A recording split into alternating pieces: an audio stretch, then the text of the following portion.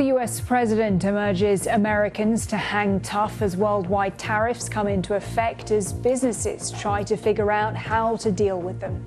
US President Donald Trump is urging American businesses and citizens to hang tough after his sweeping tariff plan kicked in on Saturday.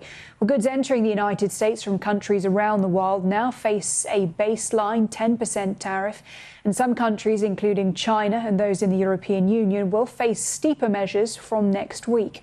Well, Mr. Trump insists that the taxes on imports will deliver what he calls historic results, but other world leaders are wary about the approach. Keir Starmer and French President Emmanuel Macron called to discuss the tariffs on Saturday, agreeing that, quote, a trade war was in nobody's interests, but that nothing should be off the table. Now, alongside the baseline tariff, all foreign-made cars entering the US now face a 25% tax.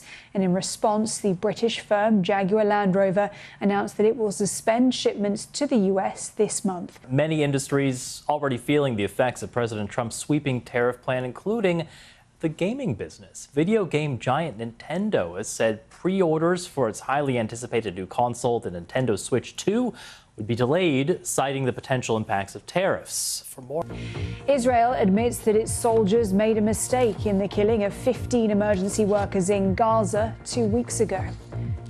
And thousands march in Spain protesting the skyrocketing price of housing that is taking up nearly half of income in some cases.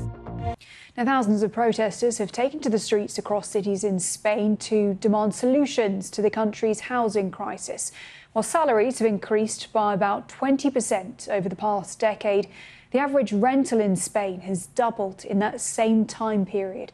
And a report by Spain's central bank found that nearly 40% of families who rent now spend more than 40% of their income on accommodation.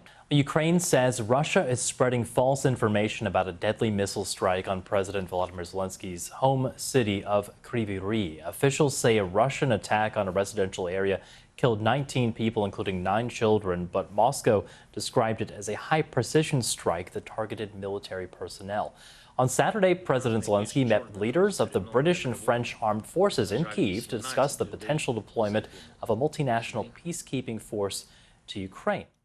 More than 50 countries have contacted President Trump to try to negotiate about tariffs, says the White House. The government here says the era of globalization is over and the UK needs to explore markets other than the US. 2 Labour MPs who were denied entry to Israel yesterday say they are astounded. Rallies for and against the far-right leader Marine Le Pen take place in Paris after she was barred from standing in the next French presidential election.